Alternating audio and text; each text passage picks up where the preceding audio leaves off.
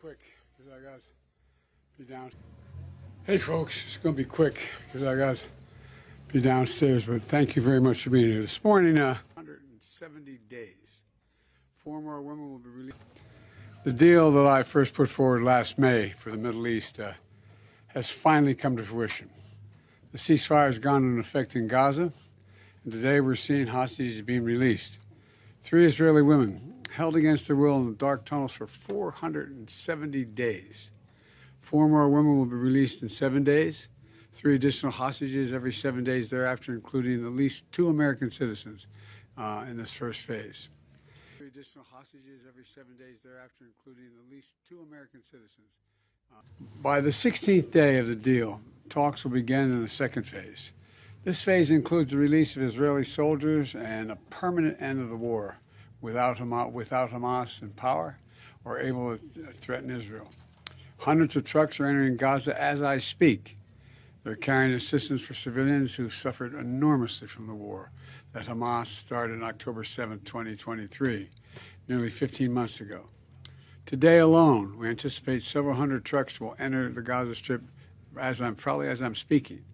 And after so much pain, destruction, and loss of life, today the guns in Gaza have gone silent.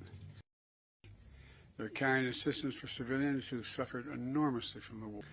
I've worked in foreign policy for decades, and this is one of the toughest negotiations I've been part of. Many of you who followed these negotiations will attest that the road to this deal has been not easy at all, a long road. But we've reached this point today because of the pressure Israel built on Hamas, backed by the United States.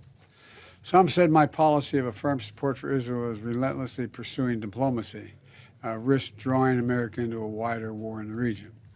I listened to those voices, many of whom I respected a great deal, but I concluded abandoning the course I was on would not have led us to the ceasefire we're seeing today.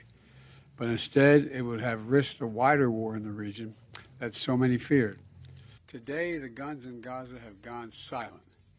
This was the deal that I outlined for the world back in May 31st. Just look across the region. In Lebanon, there's an opportunity for a future free from the grip of Hezbollah. In Syria, a future free from the tyranny of Assad.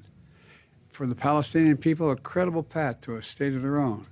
And for the region and the future normalization and integration of Israel with all its Arab neighbors, including Saudi Arabia, who I've spoken with.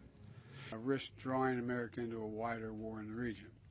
I listened to those voices, many of whom I respected a great deal, but today's ceasefire in Gaza and the release of hostages is a result of a principled and effective policy that we presided over for months. And we got here without a wider war in the Middle East than many predicted. And now it falls on the next administration to help implement this deal. I was pleased to have our team speak as one voice in the final days. It was both necessary and effective and unprecedented. In Lebanon, there's an opportunity for a future free from the grip of Hezbollah. So as we reflect on the news from Gaza today, we also remember all the victims of this war. We're mindful that the pursuit of a lasting peace, while never easy or quick, must always be our calling. So thank you all for listening. May God bless you all. May God protect our troops. I'm looking forward to this deal being fully implemented.